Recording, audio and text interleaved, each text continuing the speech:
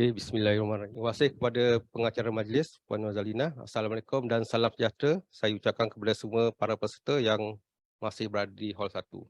Okey, sebagaimana yang telah dimaklumkan oleh pengacara sebentar tadi, bersama-sama kita pada hari ini adalah seorang pakar dalam bidang cyber security yang akan membicarakan tajuk Strengthen Your Cyber Security, Go Beyond Vulnerabilities. So, penceramah yang akan kita panggil pada sesi ini adalah tak asing lagi iaitu Yang Berbahagia Profesor Madya, Colonel Bersara Datuk Teknologis Dr. Hussein Jazri daripada Cybercrime Watch Sdn Bhd. Okey.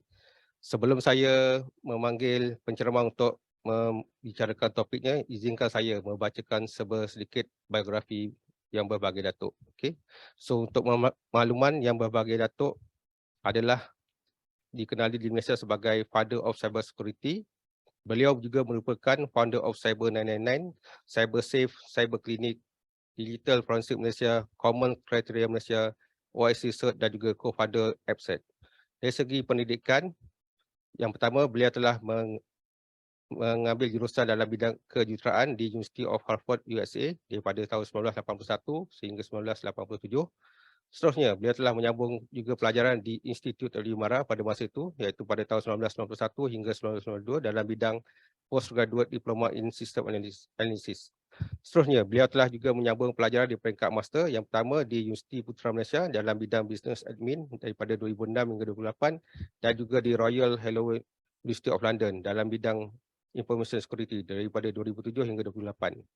Seterusnya, Yang Berbahagia Datuk telah mendapatkan ijazah kedoktoran falsafah dalam bidang computer science berkaitan dengan cyber security di Universiti Pertahanan Nasional Malaysia pada tahun 2015 dan 2019. Okey, yang seterusnya daripada pengalaman kerja beliau sebelum ni telah berkhidmat di Angkatan Tentera Malaysia dengan pangkat raih sebagai Colonel. Setelah bersara daripada Angkatan Tentera Malaysia, beliau telah menjadi CEO di Cyber Security Malaysia selama 11 tahun daripada tahun 2000 hingga Julai 2012. Seterusnya, beliau telah menjadi CEO di iCrypto Sdn Bhd selama 5 bulan daripada 2012 hingga 2013. Okay. Seterusnya, beliau pernah juga berkhidmat di luar negara sebagai Associate Professor di Namibia University of Science and Technology selama 6 tahun daripada 2013 hingga Jun 2019. Seterusnya, bila beliau kembali ke Malaysia, beliau telah menjadi Associate Professor di Asia Pacific University of Technology and Innovation iaitu dalam bidang information security selama 10 bulan daripada Julai 2019 hingga April 2020. Seterusnya, beliau telah menjadi Associate Professor dalam bidang cyber security di Malaysia Computing and Engineering University, UNIMAI di Cyberjaya daripada Julai 2020 hingga kini. Okay.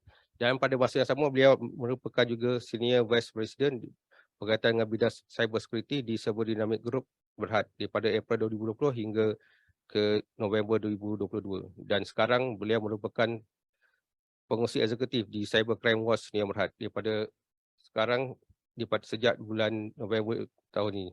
Okey.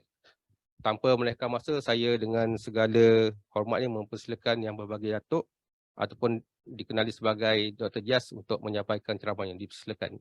Terima kasih Tuan Pengurusi Majlis. Boleh dengar? Boleh confirm tak? Boleh dengar suara tak?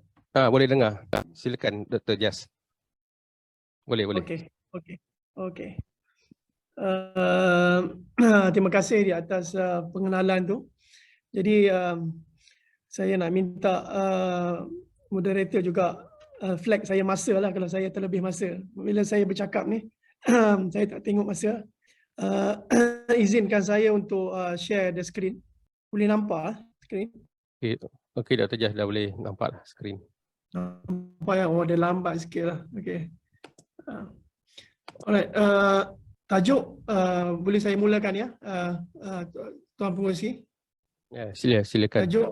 Tajuk yang diberikan kepada saya pada hari ini adalah berkenaan strengthening your cyber security beyond vulnerabilities. Awal mulanya terima kasih di atas jemputan yang diberikan oleh UiTM, dan bagi saya UiTM adalah dekat di hati kerana saya juga adalah merupakan bekas pelajar UiTM.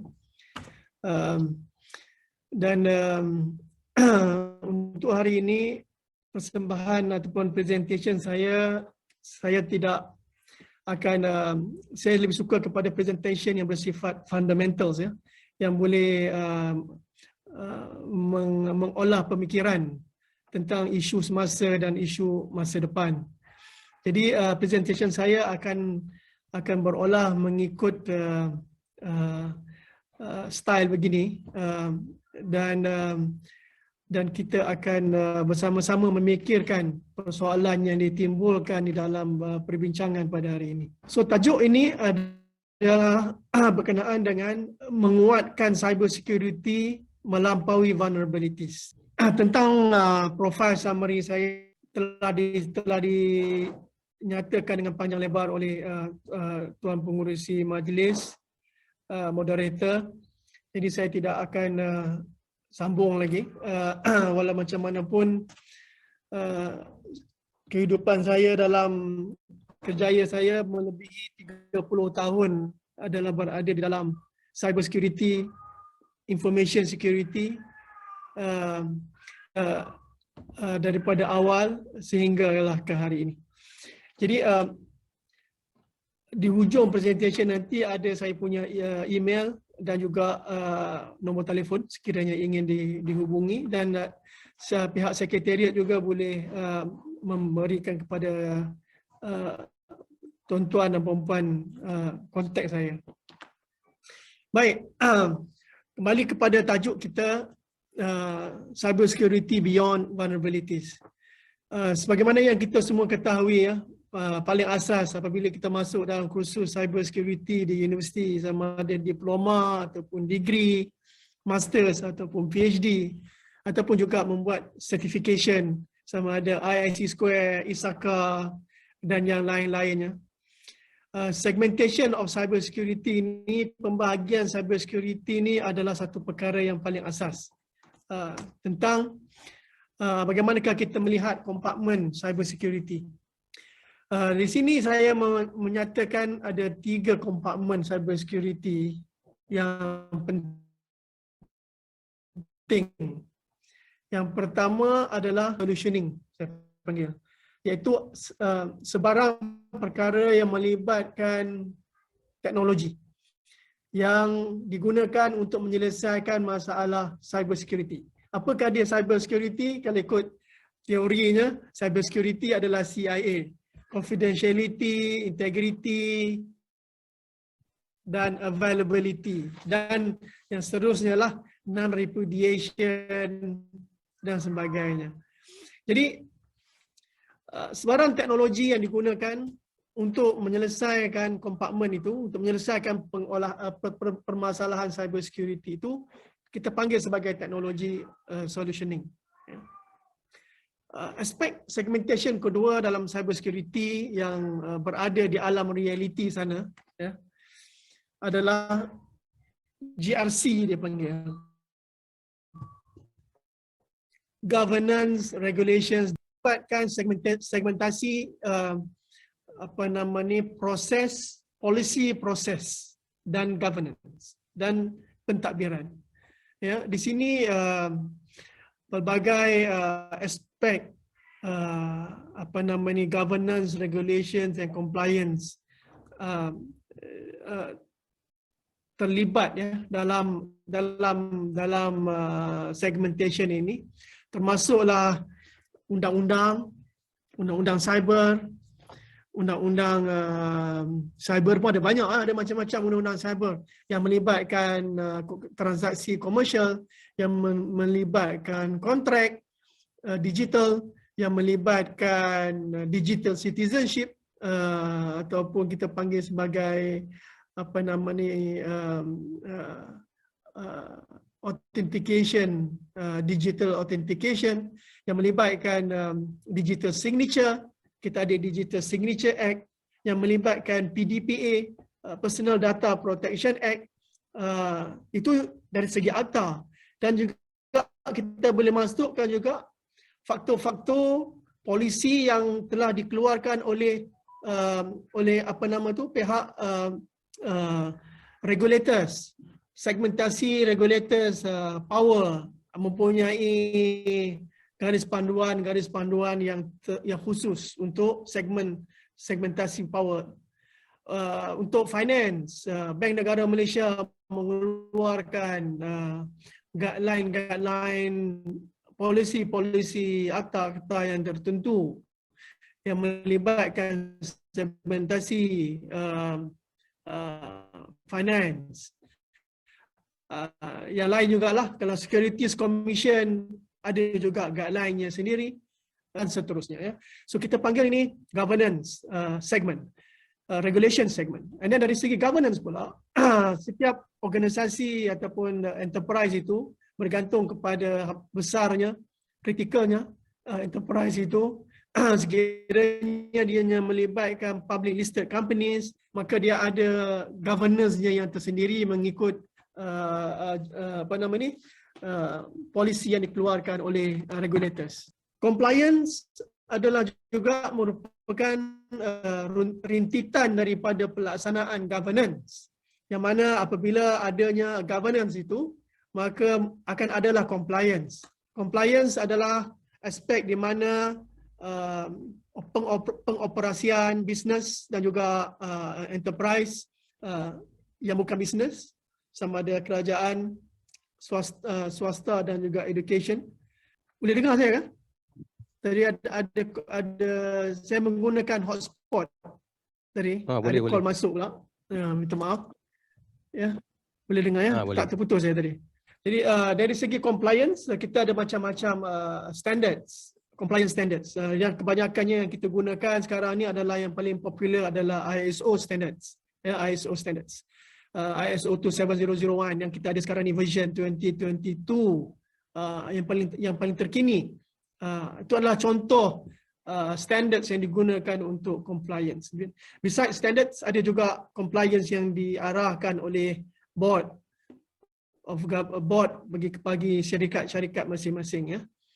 Dan perkara yang ketiga yang dibincangkan dalam segmentasi cyber security yang paling tak nak dibincangkan sebenarnya adalah people factor, iaitu peranan dan juga faktor-faktor kemanusiaan yang berada di dalam cyber security.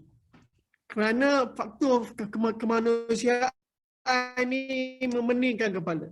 Dia tidak ada satu teknologi solution yang cukup memuaskan, memang tak cukup. Dia tidak akan ada kesempurnaan dalam GRC untuk mengawal people factor ni. People factor ni pun sentiasa dinamik dan berubah-ubah. People factor ni ada dua. Satu, sebagai employee, sebagai pekerja contohnya, kan mengikut polisi yang dikeluarkan oleh syarikat tempat kita bekerja. Kalau UiTM lah. Kalau bank lah. Itu dari segi polisi compliance-nya kita boleh buat. Tetapi dari segi hati dan jiwa manusia untuk mengikutinya 100% ke, 50% ke, 0% ke, fikiran berserabut ke, macam-macam faktor yang faktor kedengkian pun ada, faktor jealousy pun ada, faktor macam-macam lah yang akan ada di dalam people factor ini boleh mengganggu keselamatan cyber. Ada 3 question di sana. Saya simpan question ni mungkin di hujung nanti lah ya. Nanti kita ulang balik moderator boleh tanya balik kan nombor 3 untuk quiz kan kemudian ya. Question nombor, fikir dululah, jawab kemudian. Ya. Which one is the most complex issues to address among the three segmentation ini? Which one is the easiest issue to address? Dan which one is the most invested segment by the organization and the government? Baik, saya teruskan kepada yang seterusnya, iaitu kita semua tahu, especially orang yang IT dengan engineering, dia kan tahulah ni. All 3 segments of cyber security itu ada di address ataupun ada dirangkumkan di dalam OSI reference model ni. Kita panggil OSI layer kan. So kita ada physical layer, data link layer, connection layer and application layer. Benda ni basic lah.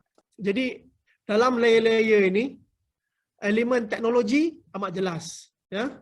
So teknologi solutioning amat jelas. GRC boleh dibahaskan. Tetapi faktor manusia, faktor user manusia ni paling tak jelas lah. Di mana dia letakkannya, siapa, untuk apa, bagaimana melatih mereka, bagaimana menilai mereka, tak ada lah. Dalam perbincangan-perbincangan yang banyak sebelum ini 30 tahun, perkara-perkara itulah yang paling akhir sekali dibincangkan. Ya. Jadi dengan adanya layer ini yang digunakan oleh internet sekarang ni menjadi satu dasar protokol yang paling besar dalam internet, timbullah persoalan yang ingin saya bawa dalam perbincangan kita pada hari ini. Apakah dengan OSI layer 7 itu dan juga dengan konsep cyber security yang ada sekarang ini dengan teknologi solutioningnya, dengan GRC-nya telah dapat menyelesaikan masalah kemanusiaan. Mari kita lihat beberapa persoalan yang saya kumpul di sini untuk kita renungkan bersama. Yang pertama, have we really solved the humanity problem dalam alam digital ni, di digital space? Ataupun kita mengadakan problem baru? Fikirkan. Kalau kita kata kita dah selesaikan masalah humanity dalam alam cyber ni, statistik daripada PDRM dan juga daripada agensi kerajaan Malaysia menyatakan bahawa kes jenayah cyber meningkat setiap tahun dan pada tahun lepas sahaja telah mencapai melebihi 2 bilion.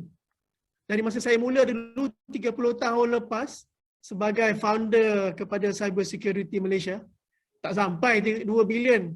Ya. Saya rasa dalam 2 juta je nilainya. Kan? Dan dalam masa 10 ke 15 tahun, 2 juta menjadi 2 bilion. So dia punya proportionality of growth di dalam masalah digital ni juga bertambah. Jadi have we really solved the humanity problems with the internet, or are we creating another problem? Ya, soalan yang pertama. Ya, after more than 30 years, cyber crimes are not coming down, and it is not going to go down. And the question is why and how can we address? Yeah. Yang ketiga is a firefighting effort, and soon we can be very tiring. In other words, pelaksanaan dan pendekatan yang kita buat setakat ini adalah merupakan firefighting. Kita buat solutioning pun kita tengok ada masalah dan kita buat solutioning untuk menyelesaikan masalah berkenaan. Lepas tu masalah tu berubah, kita buat lagi masalah itu. Saya rasa selepas 30 tahun lebih berkecimpung dalam bidang ni, saya rasa solutioningnya pun tak pernahnya mencukupi walaupun dijanjikan mencukupi. Saya masih ingat contohnya macam SOC, Security Operation Center, dijanjikan dengan adanya 24/7 monitoring, segala masalah selesai. Selesaikan masalah? Saya nampak lebih banyak aplikasi, lebih banyak duit yang perlu di-invest untuk menyelesaikan masalah yang takkan selesai. Dia tetap tidak selesai. Ya. And then yang keempat, isu yang dibawa adalah kepahitan menjadi mangsa adalah lebih parah dan lebih hebat. Berusaha untuk mengelakkan diri daripada menjadi mangsa. Ya. Kalau tuan-tuan dan perempuan dah jadi mangsa cybercrime, udahlah tu. Walaupun ada tempat nak report, ada undang-undang yang boleh diguna pakai, tetapi pengalaman saya selama 30 tahun, apabila kita cuba menyelesaikan masalah di mana perpetrators ataupun penjenayah ini melangkaui sempadan, maka lebih banyak soalan daripada jawapan. Saya stop di sini dulu. Tuan moderator boleh dengar saya cakap okey ke? Boleh Datuk. Cuma kita masa tak banyak, hanya 5 minit lagi. Kena apa? Okey, ada Cepatkan 5 sikit. minit lagi. Alright, Ah, okey. Ya. So yang lain ini tuan-tuan boleh baca lah ya. This I think another problems to be solved. Ya. So the human layer. So di sini membawakan saya mengutarakan apakah OSI layer 1 sampai layer 7 ni mencukupi. I panggil sebagai technical centric perspective. Ya. Maka di sini juga saya melihat bahawa kita memerlukan pendekatan dan pemikiran. Bagaimanakah untuk kita menyelesaikan isu human, which I call it sebagai human layer. So a little bit word of wisdom daripada Einstein. Einstein bukanlah pujaan saya, tapi some words are good. Dia kata, we cannot solve our problems with the same thinking we use when we created them.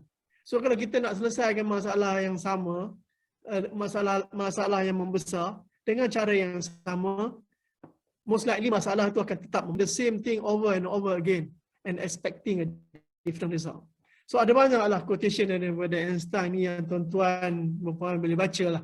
So apa yang saya nak sampaikan di sini, mungkin kita memerlukan perspektif yang berbeza, sedikit berbeza daripada yang konvensional untuk menyelesaikan masalah human segment of human factor.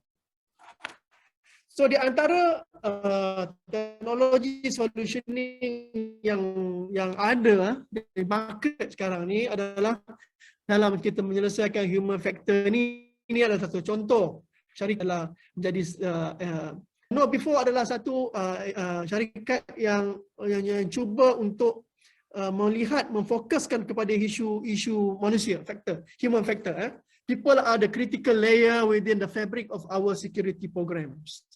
Tapi cukup tak? Tapi jawapan saya ataupun pengusulan saya, apa yang ada ni tak cukup. Kita perlukan lebih banyak lagi ruang-ruang untuk kita kembangkan dari segi melihat kepada penyelesaian kepada human factor ni. Sebagai contohnya sekarang ni dalam human factor ya, phishing is the most popular lah ya. Phishing, dia fish you punya password, dia fish you punya account, dia fish you punya PIN number dan sebagainya, fish you punya emails dan seterusnya. Tapi phishing is not the only issues dalam the human factor ni. So how do we manage the human issues? So there is no shortcut dalam managing the human issues. So we need to train our staff, our users, and then we need to do a simulation, such as kita fish dia, and then kita analyze dia punya reaction, result, dan kita train again. So train, simulate, analyze, train. Train, fish, analyze, train. So I think the circles has to go round and round, but the content has to change. The content has to be current. The content has to be viable for this training to be effective. Okay? Kita juga boleh buat macam visual risk officer. Kita boleh tengok the risk score of setiap individu. Bahaya ke tak bahaya ke dalam dia punya behavior on the digital space based on the simulation yang dibuat. So these are some of the solutioning yang boleh kita buat ya, yang boleh kita design, buat, kembangkan dalam aspek human factor. The other solutioning pula, apa yang saya panggilkan sebagai behavioral analytics, iaitu kita menilai human behavior menerusi log, menerusi behavior sama ada staff ataupun users di dalam alam digital.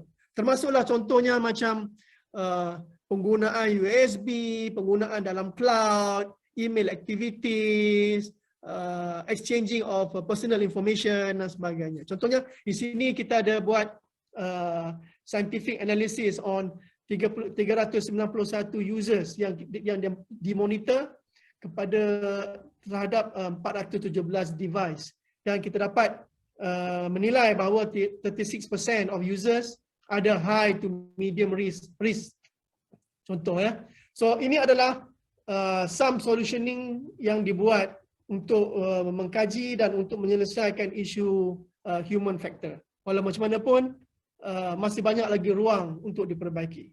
So you can see lah macam mana human, kita sebagai human, kita transfer file to USB, kita transfer file pergi ke cloud, berapa banyak kita transfer, apa kesannya kepada enterprise dan sebagainya. So memandangkan masa tidak cukup, jadi saya telah membentangkan kes saya dalam bentuk yang paling simple dan yang paling ringkas, iaitu di antara ketiga faktor cyber security segmentation itu, bahagian yang paling lemah, bahagian yang paling banyak tidak dibincangkan, yang banyak tidak dilaburkan investment setakat ini adalah di bahagian kompartmen human factors. Dan dengan itu kita boleh go kepada quiz tu lah, Tuan Moderator. Quiz nombor 1. Which one is the most complex issues to address dalam cyber security? Question nombor 2. Which one is the easiest issue to address dalam cyber security? Yang nombor 3. Which one is the most invested dalam cyber security segment? Okay. Quiz nombor 4. How many OSI layer yang ada? Jawapannya ada dalam slide tadi. Quiz nombor 5. Apakah OSI layer 8, the human layer tu telah design? Dan question nombor 6. What is the weakest link in cyber security? With that, saya serahkan semula kepada Tuan Moderator. Okay, terima kasih saya ucapkan kepada Yang Berbahagia Datuk di atas sesi ceramah dan juga soalan-soalan kuis. Kepada para peserta, dia dapat menjawab di chat dan pihak universiti akan ambillah jawapan yang tepat. Okay. So, saya bagi pihak penganjur secara mengucapkan banyak ribuan terima kasih di atas masa yang Yang Berbahagia Datuk dapat berikan kepada kami dalam menyampaikan topik yang menarik, iaitu berkaitan dengan cyber security. Okay. So, terima kasih sekali lagi saya ucapkan kepada para peserta yang join dalam sesi ini dan juga kepada penceramah kita yang sudi menerima undangan daripada pihak universiti untuk menyampaikan topik yang menarik. Okey, sekian sahaja daripada saya kepada semua peserta yang mengikuti sesi ini, dan diminta para peserta untuk memberikan maklum balas dan juga dengan mengklik pautan yang diberikan ataupun scan QR code yang akan dipaparkan di ruangan chat. Okey, sekian sahaja daripada saya. Terima kasih kepada semua peserta dan saya kembalikan kepada pengacara majlis. Okey, terima kasih.